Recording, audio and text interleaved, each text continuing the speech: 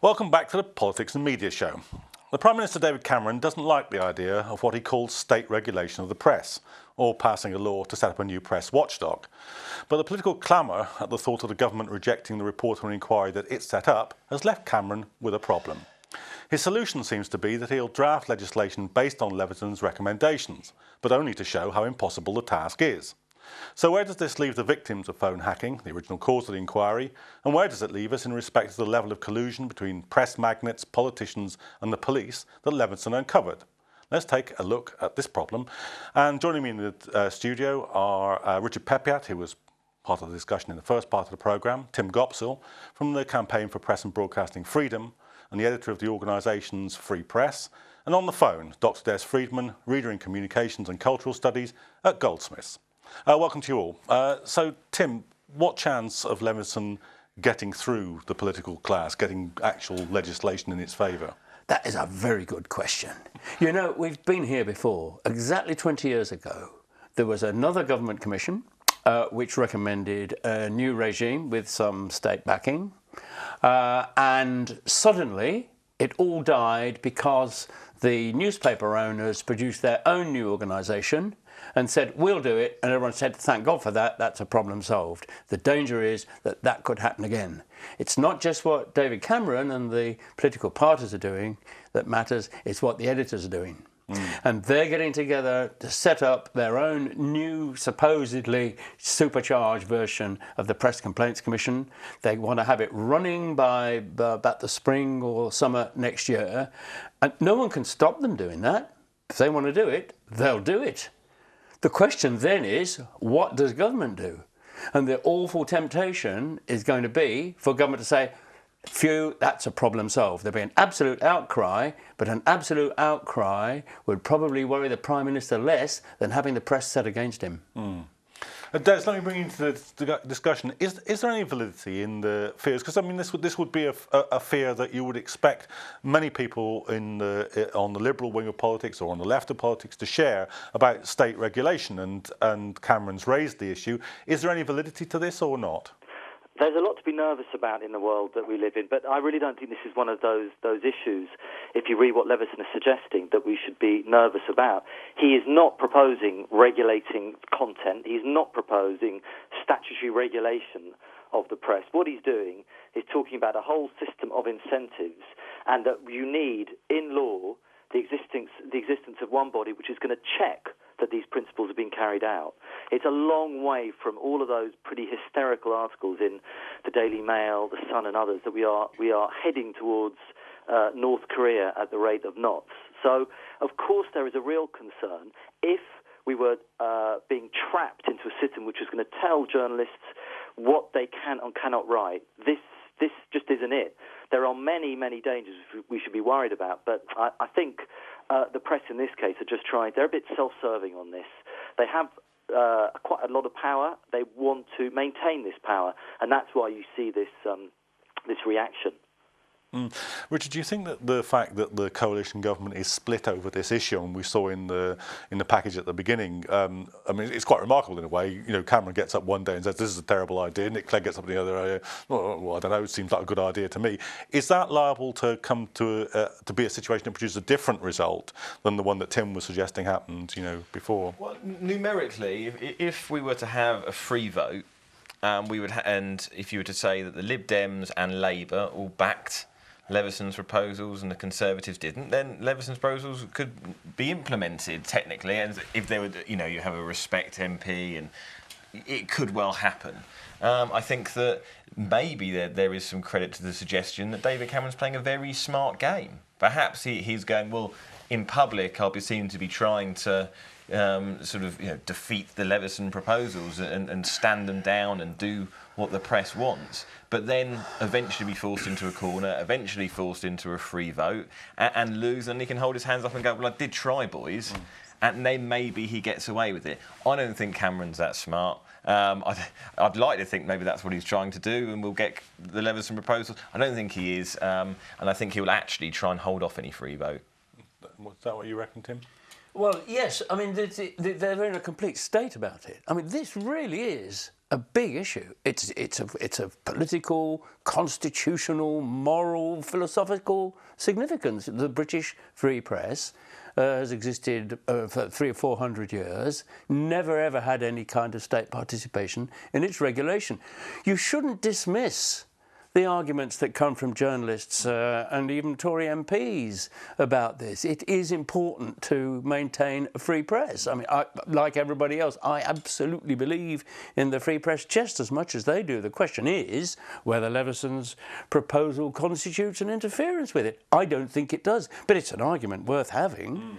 Do you think that the situation really here is that it's kind of, people are looking at this and they're thinking, are we looking at an overmighty state regulating a free press which is fighting in the interests of ordinary people, or are we looking at a corporate institution which is almost bigger than the state and that the politicians are craven before, and that's why there might be sympathy flowing towards Leveson from quarters that otherwise would be more sceptical? There's certainly an element of revenge, I think, in the minds of a lot of Tory MPs, particularly. But it is true that the press has become too powerful. I mean, I used to work for the National Union of Journalists, so I've really got working journalists' concern at heart more than anything else.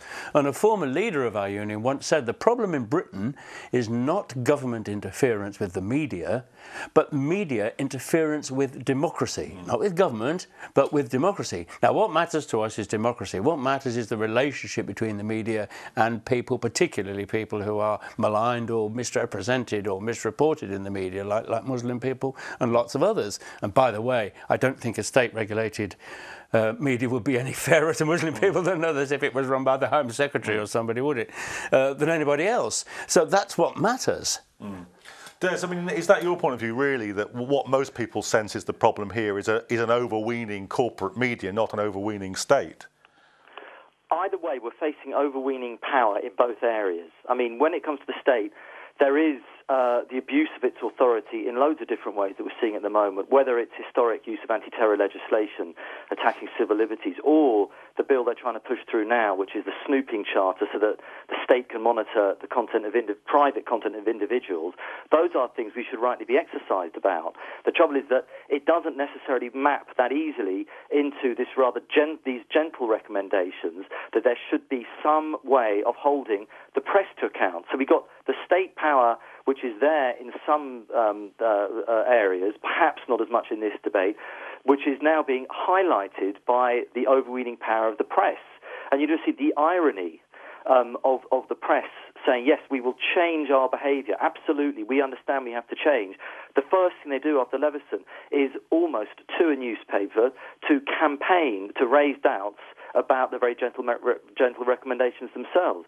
You can see press power in all its glory, if that's the right word, over the last 4 or 5 days. Tim, do you think that one of the things that people have got off the Leveson inquiry, which is really not dealt with by its conclusions, is this sense of, almost a sort of Masonic relationship between the press magnates, the politicians, the police, and so forth, and that watching one bit of this club fight another bit of this club isn't a particularly edifying experience, or likely it's quite entertaining, actually. It's like watching the Church of England, isn't it? But no, that's right. That's why Leveson was set up in the first place. It wasn't just because of phone hacking. It was because of this fantastic. I mean, it's been the most open exposure of the British establishment at work we've ever seen, where you've got police chiefs, government and media owners acting in collusion. It's like a Latin American banana republic or something. People have seen that. It hasn't really been brought to the public's attention so vividly before. And I'm certain that there's a lot of feeling, a lot of popular support for it for that reason. There is a lot of feeling. But you know what matters is that I think there's one thing. What really matters in having legislation which doesn't interfere with press freedom is to anchor the right of people who've got complaints against the press to have them taken seriously. I mean, all the talk has been about the newspapers have been saying, oh, we don't want people telling us what to print. Well, no one's going to tell them what to print. But what they also don't want is for people to have a legally backed right to complain to them, to have corrections and apologies printed. That, I think, is the root of it. And that's certainly the root of it for people who are misreported in the press, like Muslims, like trade unions, like the left, like gay people. I mean, everybody in society who is demonised by the press needs to have a better comeback. Now, the only reason that anybody, including Leveson, has ever talked about giving a state backing to it is because that's the only way that you can get complaints to stick. Because if they have their own organisation that they control themselves, there's no reason for them to take any notice of anybody. So that's the reason. I mean, that picture that Tim was describing there about the establishment, from a journalistic point of view, it's begging for the kind of return of investigative journalism in a way that perhaps it was around maybe 20 years ago and isn't so current now. Do you think that's one place one thing that might happen out of this? Well, the problem is investigative journalism is expensive. Newspapers are looking for cheap content, which is why we've had such a rise in journalism, which is sort of just turning around press releases and sort of, the days when I was working at the Daily Star, you turn around 10, 12, 15 stories in 10 hours. Well, you're never going to rigorously check that sort of stuff. Now, I'm currently doing a show called One Rogue Reporter, which is sort of an investigative journalism show in its own way about the editors themselves, because they are the people who no one ever holds them to account. No one ever delves into what they're doing. And, are they being hypocrites in the stances that they take on various issues? And I think that, hopefully, if they believe in a truly free press, they probably wouldn't have reacted in the way they did to when I asked them a few questions about their lives. Des, what do you think about that? Do you think that the technology and so forth has changed and the process of producing news has changed so much that it's very difficult to return to serious investigative journalism? It's a question of where you put your resources and your priorities. I mean, we're told pretty often that the internet should make it easier to have investigative journalism. And to a certain extent, that's true, that there are a handful of sites which are dedicated towards that, but we've also seen some of the problems where without the full resources, that means, it kind of makes it much more difficult for them to get to the bottom of the things. But actually, you're still faced with a situation where there is such a thing as press power. And I just find it, it's tragicomic, I guess, that you have the likes of the press at the moment who are campaigning, saying, look, if this little piece of legislation is allowed to go through, that's the death of investigative journalism. Now, you just think, well, are you the people who have single-handedly, been the sources of all the investigative journalism? Has it been, Richard can tell us, was it the Star that was the main source of investigative journalism in Fleet Street, or the Mail, all these people who are crying out at the moment? They've often run quite a long way from it. And what Leveson seems to be suggesting is, in the inquiry, he said there is a problem. And I can imagine lots of the newspapers are uncomfortable when they read, for example, that Leveson says that there has been sensational and unbalanced reporting about immigrants and asylum seekers. That doesn't make good reading for them. The shame is that the conclusions and recommendations aren't quite as tough, I think, for a number of people, including the victims, as they would like to see, to actually make it difficult for the press to wriggle out of their responsibilities. And that is exactly what they're trying to do by trying to avoid any mention of statute. I mean, there's an interesting contrast here, isn't there, actually, between the two most prominent media stories of the last few months, one of which is Leveson and one of which is the Savile inquiry. Now, in the Savile inquiry, the Newsnight runs a story, doesn't actually name the person involved, but by implication gets out on Twitter.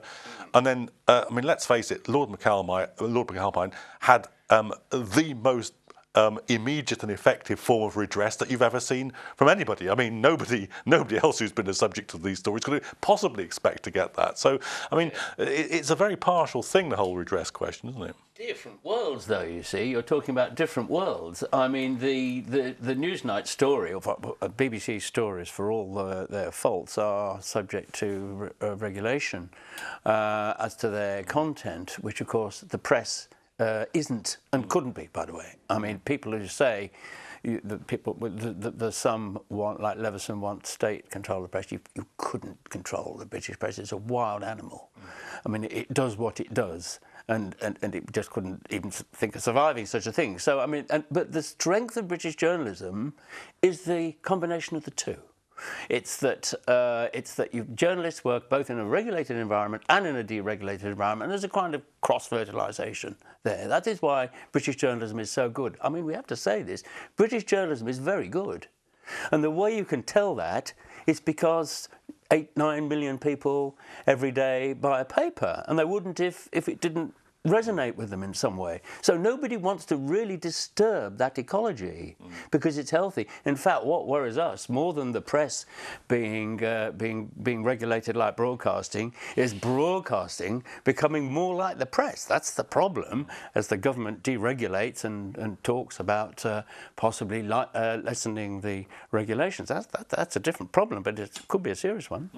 What do you Fox make of it? News in the UK, I don't think I'd be too much of a fan of that either. Even Murdoch doesn't want that. It wouldn't work. Yeah, I mean, I do see what you mean. There is an ecosystem between the sort of the press and TV, and I think the problem is self-regulation's failed. In every single, we've always self-regulated the press. It has utterly failed. It's had many drinks at the last chance saloon. We're always back to the same spot. It's time to give something else a go.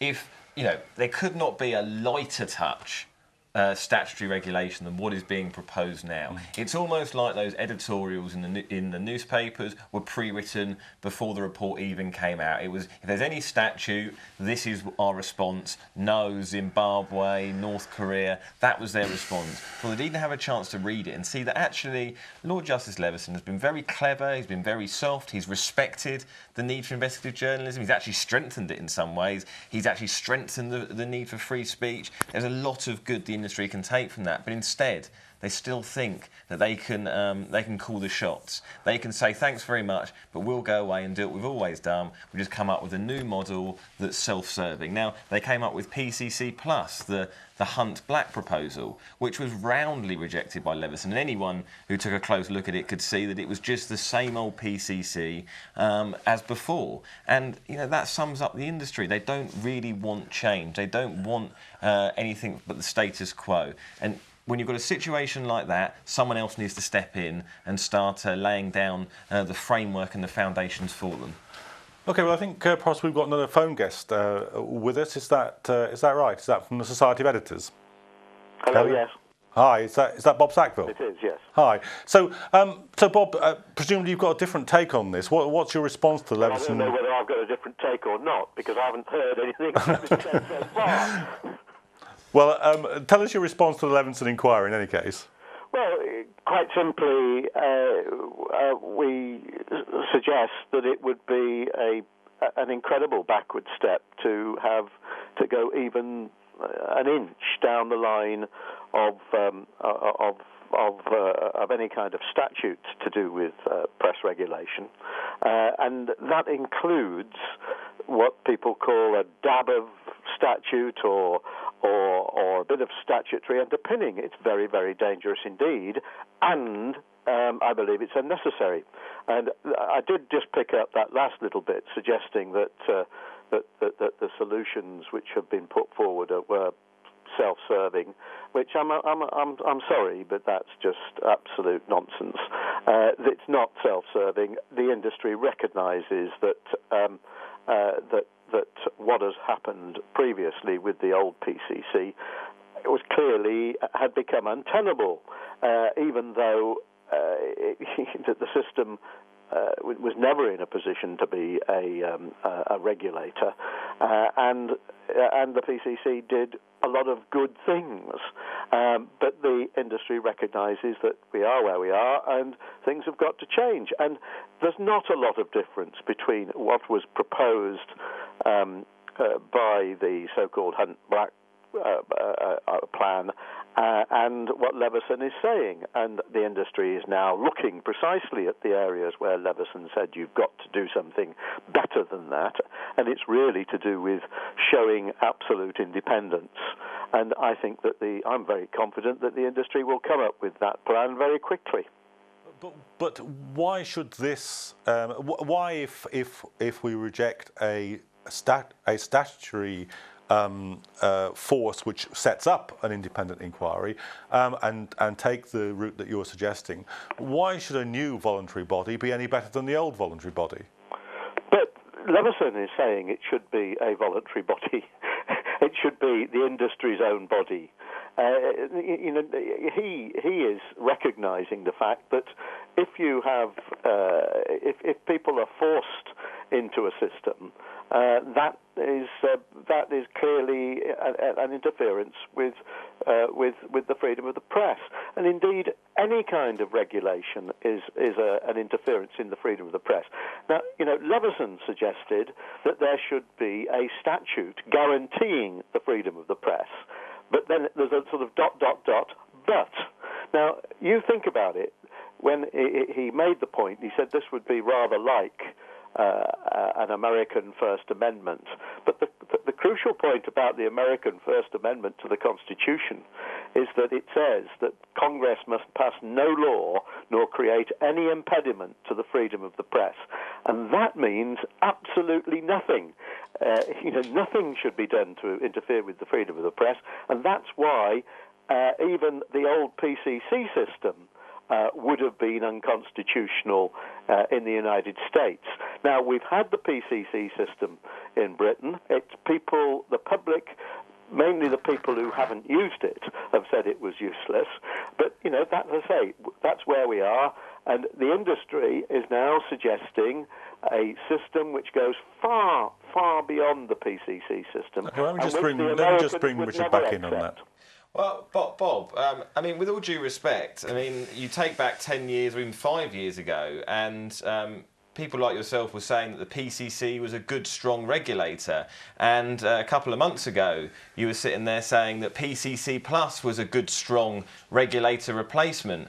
And now you're saying, yet again, and each time they're discredited, each time it's rejected, and each time you say that this is the one. It seems rather than a genuine attempt to reform, it seems you're inching tiny step by tiny step to see how little you can get away with reforming. Seems to be the outside perspective on what's going on here. I mean, we can talk about First Amendment. This isn't America. The bottom line is there has been failed self-regulation.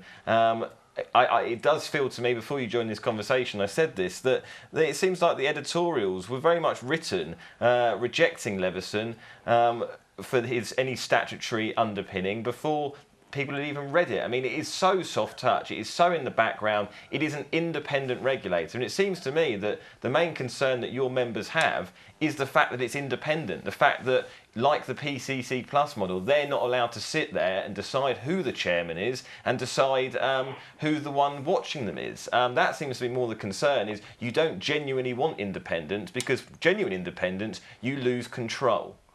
Well, first point I'd make, I don't think I can ever remember saying that mentioning the word regulation. I think the Press Complaints Commission was precisely what it said on the tin, and as for PCC Plus, I think it is very important that all of us who believe in a democratic system and believe in having a free press should be very, very careful about what you do to control the press, because it's a very dangerous thing to do. And in fact, I think this is about the only country in the world where people on the sort of press freedom side of the debate are actually calling for any kind of regulation, whereas most places in the world are actually trying to throw off the shackles of regulation and Well, let me just put that to Tim, because you are on the press freedom side of the debate. So what's your response to that? Well, firstly, the Press Complaints Commission always described itself as self-regulator. It might not have said regulator, it always described itself as self-regulator. Secondly, nobody is trying to put any controls on the press, and everybody is treading very, very carefully on this, almost too carefully. I mean, what Leveson did was he tried to make his report as publisher-friendly as he could. It is very, very weak in many respects, not of this particular aspect, but in other respects. it's very weak, like, for instance, ownership of the press and so on. And Leveson was thinking probably to make it as easy as possible for the editors and for the Prime Minister to accept it, to make it as acceptable to them as possible. Big mistake. You don't deal with the editors of national papers and prime ministers in that way. You put something tougher and haggle over it. As it is, we are now haggling over the absolute minimum of the changes that are needed to the press, leaving the state side out of it, the other things that are needed. And it's going to be very difficult, impossible, to argue for more serious things that are needed to improve British media and relate them more to ordinary people. That would be, for instance, to tackle the level of ownership of the press, the great big corporations like the Murdoch Corporation, which constituted the reason why the inquiry was called in the first place, because of the excessive power that they have in society.